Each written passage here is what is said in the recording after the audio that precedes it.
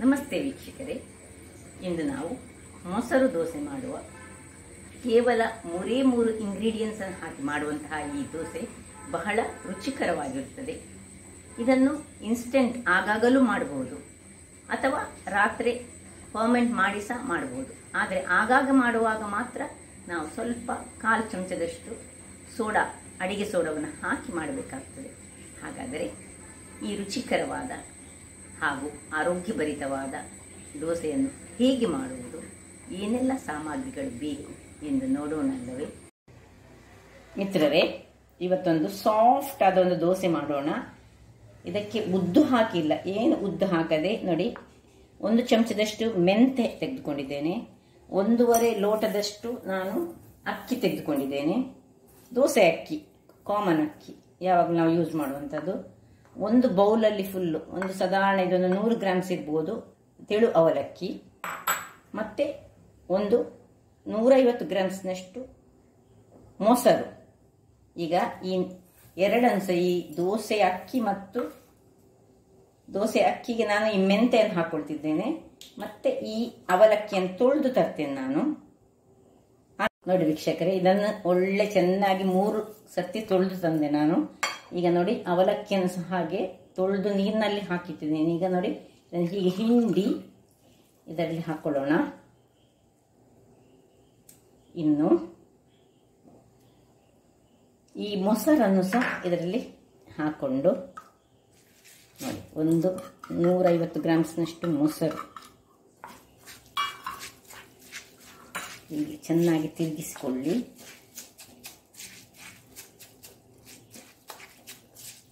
ಚೆನ್ನಾಗಿ ಅಕ್ಕಿಯನ್ನು ತೊಳೆದುಕೊಂಡು ತರಬೇಕು. ಯಾಕೆ ಹೇಳಿದ್ರೆ ಮತ್ತೆ ನಾವು ಈ ನೀರಲ್ಲೇ ಕಡಿಯೋದು. ಇದನ್ನೀಗ ನಾವು ಒಂದು 2ರಿಂದ ನೋಡಿ ಇಷ್ಟು ನೀರು ಹಾಕೊಂಡು ಹೇಗೆ ನೋಡಿ, ಬಿಳಿ ಬಿಳಿ ಬಿಳಿ ಬಿಳಿಯಾಗಿ ಕಾಣ್ತಾ ಉಂಟು ಮೊಸರು ಹಾಕಿದ್ರಿಂದಾಗಿ. ಈಗ ಇದನ್ನು ನಾವು ಮುಚ್ಚಿ ಇಟ್ಟುಕೊಳ್ಳು. ಇನ್ನು 2 ಗಂಟೆಯ ನಂತರ ಇದನ್ನು ಗ್ರೈಂಡ್ ಮಾಡಲಿಕ್ಕುಂಟು. ಮತ್ತೆ ಏನು ಮಾಡುವುದಂತ ನಾನು ನಿಮಗೆ ಹೇಳಿಕೊಡ್ತೇನೆ. ವೀಕ್ಷಕರೇ, ಇಲ್ಲಿ ನೋಡಿ, ಇದು ನಾವು ಆಗ 2 ಗಂಟೆಗಳ ಮೊದಲು ನೆನೆಸಿಟ್ಟಂತಹ, ಮೊಸರಿನಲ್ಲಿ ನೆನೆಸಿಟ್ಟಂತಹ ಅಕ್ಕಿ, ಮೆಂತೆಕಾಳು ಮತ್ತೆ ಅವಲಕ್ಕಿ ಒಟ್ಟಿಗೆ ಎಲ್ಲ ಮಿಕ್ಸ್ ಆಗಿದೆ. ಈಗ ಒಟ್ಟಿಗೆ ಇದನ್ನು ಎಲ್ಲ ಇದರ ಒಟ್ಟಿಗೆ ನಾವು ಗ್ರೈಂಡ್ ಮಾಡಿಕೊಳ್ಳೋದು. ಒಳ್ಳೆ ಫೈನ್ ಆದ ಪೇಸ್ಟ್ ಮಾಡಿಕೊಳ್ಳೋಣ.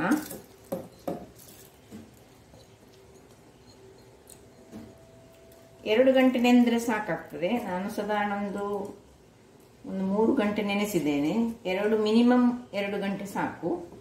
ಈಗ ನೋಡಿ, ಇದನ್ನು ಒಳ್ಳೆ ಫೈನಾದ ಪೇಸ್ಟ್ ಮಾಡಿ ತರ್ತೇನೆ ಈಗ ನಾನು ಮಿಕ್ಸಿಯಲ್ಲಿ. ಇಲ್ಲಿ ನೋಡಿ ವೀಕ್ಷಕರೇ, ನೋಡಿ ನಾನು ಒಳ್ಳೆ ಗ್ರೈಂಡ್ ಮಾಡಿ ತಂದಿದ್ದನ್ನು. ಇದಕ್ಕೆ ಉದ್ದೇನು ಹಾಕಲಿಲ್ಲ ನಾನು, ನಿಮಗೆ ಹೇಳಿದ ಪ್ರಕಾರ ಖಾಲಿ ಮೊಸರಲ್ಲಿ ನಾವು ನೆನೆ ಹಾಕಿಟ್ಟಂಥದ್ದು. ಈಗ ನೋಡಿ, ಒಂದು ಒಳ್ಳೆ ಡ್ರೈ ಆದ ಪಾತ್ರೆ, ಇದರಲ್ಲಿ ನಾವು ಹಾಕೊಳ್ಳೋಣ. ಹೆಚ್ಚು ನೀರು ಮಾಡಲಿಕ್ಕಿಲ್ಲ. ನೋಡಿ, ಆಲ್ರೆಡಿ ಇದು ಸಾಧಾರಣ ನಾವು ಮೊಸರಲ್ಲೇ ಕಡ್ದದ್ದು. ಇದನ್ನು ನಾನು ಸ್ವಲ್ಪ ಸಹ ನೀರನ್ನು ಇದಕ್ಕೆ ನಾನು ಹಾಕೊಳ್ಳಿಲ್ಲ.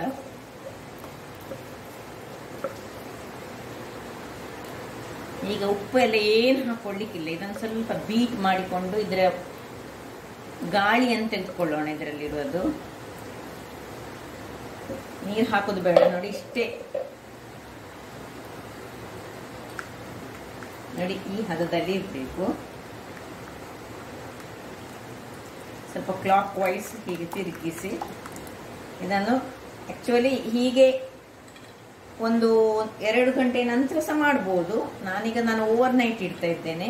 ನಿಮ್ಗೆ ಅರ್ಜೆಂಟ್ ಇದ್ರೆ ನೀವು ಒಂದು 2-3 ಗಂಟೆ ಬಿಟ್ಟು ಸಹ ಮಾಡ್ಬೋದು.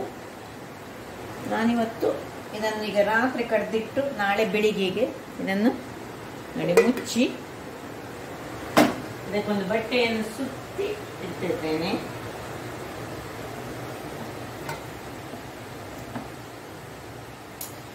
ಆಸ್ ಯೂಶುವಲ್ ನಾನು ಇಡುವ ಹಾಗೆ ಹೀಗೆ ಇಟ್ಟು ಇನ್ನು ನಾಳೆ ಬೆಳಿಗ್ಗೆ ನೋಡೋಣ ಹೇಗೆ ದೋಸೆ ಮಾಡುವುದೆಂದು.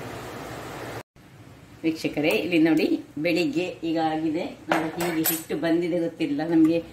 ಉದ್ದು ಈಗ ಮಳೆಗಾಲ ಸಹ, ಉದ್ದು ಹಾಕದೇ ಇದ್ರೆ, ಉದ್ದು ಹಾಕಿದ್ರೆ ಹೆಚ್ಚಾಗಿ ಒಳ್ಳೆ ಬರುವುದಿಲ್ಲ. ಬಂದಿದೆ ನೋಡಿ, ಒಂದು ಬೇರೆ ರೀತಿಯಲ್ಲಿ ಬರುವುದು ನೋಡಿ, ದಪ್ಪಾಗಿದೆ. ನಾನು ಇಡುವಾಗ ಸ್ವಲ್ಪ ನೋಡಿ, ನೀವು ನೋಡಿರುವಿರಿ ನೀರಿತ್ತು.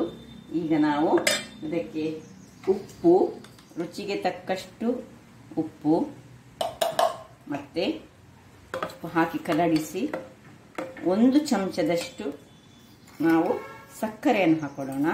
ಇದು ಆಪ್ಷನಲ್, ನಿಮಗೆ ಬೇಕಿದ್ದರೆ ನೀವು ಹಾಕೊಳ್ಬೋದು, ಇಲ್ಲದಿದ್ದರೆ ಅಗತ್ಯ ಇಲ್ಲ.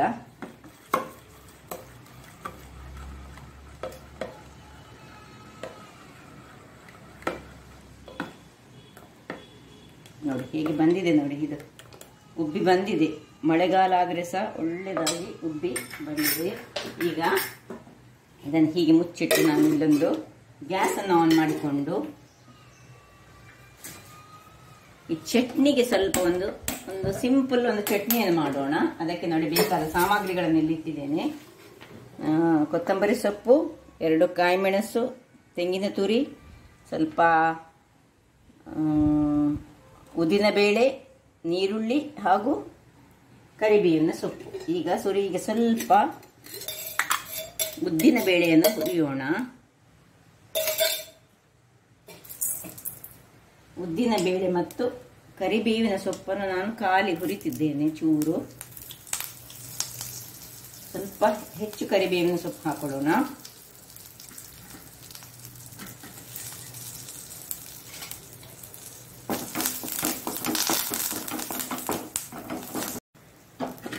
ಈಗ ಇದರಲ್ಲೇ ಸ್ವಲ್ಪ ನೀರುಳ್ಳಿಯನ್ನು ಸಹ ಹಾಕೊಳ್ತಿದ್ದೇನೆ. ಸ್ವಲ್ಪ ಬಾಡಿಸ್ತಿದ್ದೇನೆ. ಸಣ್ಣ ಉರಿ ಇರಲಿ ಉರಿ. ಮತ್ತೆ 2 ಮೆಣಸನ್ನು ಸಹ ಹಾಕೊಳ್ತಿದ್ದೇನೆ.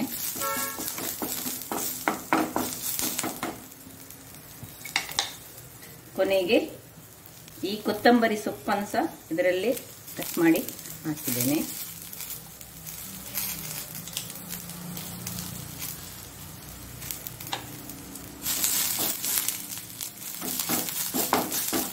ಉರಿ ಸಣ್ಣದಿರಬೇಕು, ಸ್ವಲ್ಪ ಎಣ್ಣೆಯಲ್ಲಿ ಮಾಡಬೇಕು ನಾವು ಇದನ್ನು. ಈಗ ಆಫ್ ಮಾಡ್ಕೊಳ್ಳೋಣ. ಕೊತ್ತಂಬರಿ ಸೊಪ್ಪು ಹಾಕಿದ ಕೂಡಲೇ ಆಫ್ ಮಾಡಿಕೊಳ್ಬೇಕು. ಅದೇನು ಸ್ವಲ್ಪ ಬಾಡಿದ್ರೆ ಆಯ್ತು. ಎಲ್ಲ ಬಂದು ಸಹ ಕೊತ್ತಂಬರಿ ಸೊಪ್ಪು ಬಾಡೋದು ಬೇಡ, ಅದರ ಮೊದಲು ಹಾಕಿದ ಎಲ್ಲ ವಸ್ತುಗಳು ಬಾಡಬೇಕು. ಸಾಕಿದ ತಣ್ಣಗಾಗಲಿ. ವೀಕ್ಷಕರೇ ನೋಡಿ, ಇದೀಗ ತಣ್ಣಗಾಗಿದೆ. ಇಲ್ಲಿಗೆ ನಾವು ದೋಸೆಗೆ ಗ್ಯಾಸನ್ನು ಉರಿಸಿಕೊಳ್ಳೋಣ. ಇದು ಬಿಸಿ ಆಗ್ತಾ ಇರುವಾಗ ನಾವಿಲ್ಲಿ ಚಟ್ನಿಯನ್ನು ಸಣ್ಣ ಗ್ರೈಂಡರಿಗೆ ಹಾಕಿಟ್ಕೊಂಡಂತಹ ಈ ಚಟ್ನಿಯನ್ನು ಗ್ರೈಂಡರಿಗೆ ಹಾಕೊಳ್ಳೋಣ. ಅದಕ್ಕೆ ಸ್ವಲ್ಪ ಹುಳಿಯನ್ನು ಹಾಕ್ಲಿಕ್ಕೆ ಉಂಟು ಮತ್ತು ಉಪ್ಪನ್ನು ಹಾಕಿ ನಾವೀಗ ಗ್ರೈಂಡ್ ಮಾಡಿಕೊಳ್ಳೋದು. ಅದರೊಟ್ಟಿಗೆ ತೆಂಗಿನ ತುರಿ, ಹುಳಿ ಹಾಕ್ತಿದ್ದೇನೆ. ರುಚಿಗೆ ತಕ್ಕಷ್ಟು ಕಲ್ಲುಪ್ಪು ಹಾಕ್ತಿದ್ದೇನೆ. ಈಗ ಸ್ವಲ್ಪ ನೀರು ಹಾಕಿ ನಾನು ಗ್ರೈಂಡ್ ಮಾಡಿ ತರ್ತೇನೆ. ನೋಡಿ ವೀಕ್ಷಕರೇ, ಚಟ್ನಿ ರೆಡಿಯಾಗಿದೆ. ಸ್ವಲ್ಪ ನೀರೇ ಮಾಡಿಕೊಳ್ಬೇಕು ಈ ಚಟ್ನಿಯನ್ನು. ಈಗ ಇಲ್ಲೊಂದು ಸ್ವಲ್ಪ ಗ್ಯಾಸ್ ಉರಿಸಿ ಅದರಲ್ಲಿ ನಾನು 1 ಚಮಚದಷ್ಟು ಎಣ್ಣೆ, ಸಾಸಿವೆ ಸಿರಿಲಿ,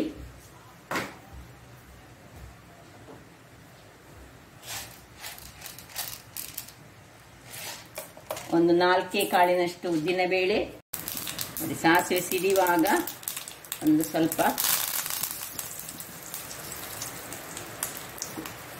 ಕರಿ ಲೀವ್ಸ್, ಒಂದು ಸಣ್ಣ ಮೆಣಸು ಹಾಕೊಂಡು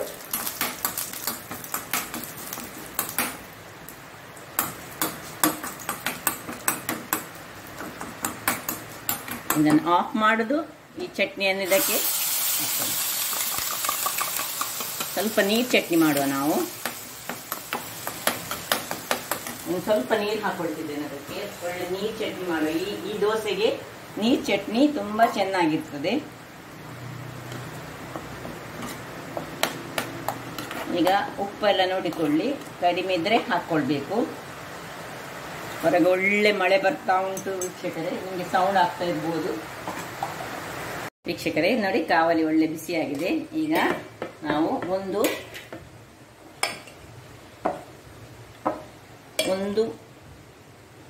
ಫುಲ್ ತೆಗೆದುಕೊಂಡು ಹೀಗೆ ಏನು ಅದನ್ನು ಸುತ್ತು ಮಾಡಲಿಕ್ಕಿಲ್ಲ, ಅದರಷ್ಟಕ್ಕೆ ಅದು ನೋಡಿ ಹೋಲ್ಸ್ ಬಂದ ಮೇಲೆ ನಾವು ಅದನ್ನು ಮುಚ್ಚಿಕೊಳ್ಬೇಕು. ಈಗ ಅದರ ಮೇಲೆ ಸ್ವಲ್ಪ ತುಪ್ಪ ಬೇಕಿದ್ರೆ ಹಾಕೊಳ್ಬೋದು, ಬೇಡದಿದ್ರೆ ಹಾಗೆ ಬಿಟ್ಕೊಳ್ಬೋದು ನಾವು. ನೋಡಿ ಒಳ್ಳೆ ಹೋಲ್ಸ್ ಬರ್ತಾ ಉಂಟು. ನಾನು ಸ್ವಲ್ಪ ತುಪ್ಪವನ್ನು ಇದರ ಮೇಲೆ ಹಾಕ್ಕೊಳ್ತಿದ್ದೇನೆ. ಇನ್ನು ಮುಚ್ಚಳವನ್ನು ಮುಚ್ಚಿ ಬೇಯಿಸೋಣ. ವೀಕ್ಷಕರೇ ನೋಡಿ 2 ನಿಮಿಷ ಕಳೆದಿದೆ. ಸಣ್ಣ ಉರಿಯಲ್ಲಿ ಇಟ್ಟುಕೊಂಡಿದ್ದೇನೆ ನಾನು. ಬೇಕಿದ್ರೆ ನೀವು ಇದನ್ನು ಅಡಿಮೇಲ್ ಮಾಡ್ಬೋದು, ಬೇಡದಿದ್ರೆ ನೋಡಿ ಸೀದಾ ನೋಡಿ ಹೇಗೆ ಹೋಲ್ಸ್ ಬಂದಿದೆ ನೋಡಿ, ಏನು ಚೆನ್ನಾಗಿ ಬಂದಿದೆ ನೋಡಿ. ನೋಡಿ ಇದರ ಕೆಳಗೆ ಸಹ ನೋಡಿ ಹೀಗೆ ಬರ್ತದೆ ನೋಡಿ. ಈಗ ಇನ್ನೊಂದು ದೋಸೆಯನ್ನು ಸಹ ನಾನು ಹಾಕೊಂಡಿದ್ದೇನೆ. ಕೆಳಕ್ಕೆ ಬೇಡ ನಾವು ಹೆಚ್ಚಾಗಿ, ಸ್ವಲ್ಪ ಬಿಸಿ ಇರಬೇಕು ಕಾವಲಿ.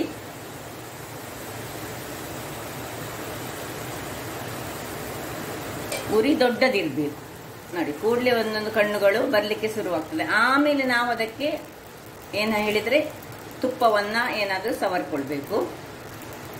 ಇಲ್ಲಿ ನೋಡಿ ಚಟ್ನಿ ಸಹ ರೆಡಿ ಆಗಿದೆ ನಮ್ದು. ಇದರ ಮೇಲೆ ಈಗ ನಾನು ಸ್ವಲ್ಪ ತುಪ್ಪವನ್ನು ಸವರಿ ಹಾಕೊಂಡು ಮುಚ್ಚಳವನ್ನು ಮುಚ್ಚಿಕೊಳ್ತೇನೆ. ನೋಡಿ ಒಳ್ಳೆ ಕಣ್ಣು ಬರ್ಲಿಕ್ಕೆ ಶುರು. ಕೂಡಲೇ ಮುಚ್ಚಳ ಮುಚ್ಚಬಾರ್ದು, ಮಾತ್ರ ಹಾಕುವಾಗ ಮಾತ್ರ ಸ್ವಲ್ಪ ಕಾವಲಿ ಬಿಸಿಯಾಗಿರ್ಬೇಕು, ಅದು ವೆರಿ ಇಂಪಾರ್ಟೆಂಟ್. ನೋಡಿ ಈಗ ಮುಚ್ಚಿಕೊಳ್ತಿದ್ದೇನೆ ನಾನು, ಅದು ಆಗ್ತಾ ಇರಲಿ. ಇಲ್ಲಿ ನೋಡಿ ಚಟ್ನಿ ಸಹ ರೆಡಿ ಉಂಟು.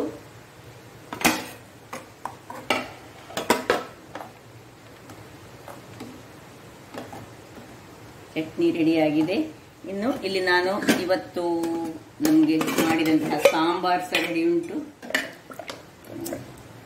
ಸಾಂಬಾರ್ನೊಟ್ಟಿಗೆ ಇದಕ್ಕೊಂದು ಒಗ್ಗರಣೆ ಸಹ ಕೊಟ್ಟರೆ ಇನ್ನೂ ಸಹ ಒಳ್ಳೆಯದಾಗ್ತದೆ.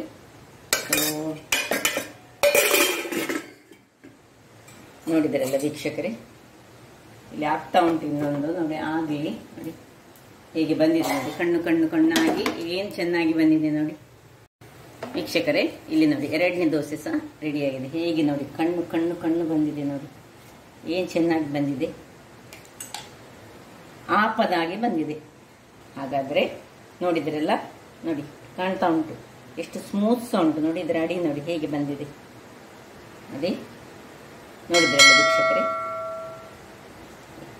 ಕೆಲವು ಅಂದ್ರೆ 3 ಇಂಗ್ರೀಡಿಯೆಂಟ್ಸ್ ಅನ್ನು ಹಾಕಿ ನಾನು ಈ ಒಂದು ಸ್ಮೂತ್ ಆದ ಹಾಗೂ ರುಚಿಯಾದ ದೋಸೆಯನ್ನು ಮಾಡಿದ್ದೇನೆ. ಹಾಗಾದ್ರೆ ನನ್ನ ಈ ಕುಕಿಂಗ್ ಚಾನಲ್ ನಿಮಗೆ ಇಷ್ಟ ಆದರೆ ಬೋಳೂರು ಸುವರ್ಣ ಚಾನಲ್ ಅನ್ನು ಲೈಕ್ ಮಾಡಿ, ಶೇರ್ ಮಾಡಿ ಹಾಗೂ ಸಬ್ಸ್ಕ್ರೈಬ್ ಮಾಡಿ ಹಾಗೂ ನನ್ನ ಇನ್ಸ್ಟಾಗ್ರಾಮ್ ಪೇಜ್ ಅನ್ನು ಫಾಲೋ ಮಾಡಿ. ಧನ್ಯವಾದಗಳು.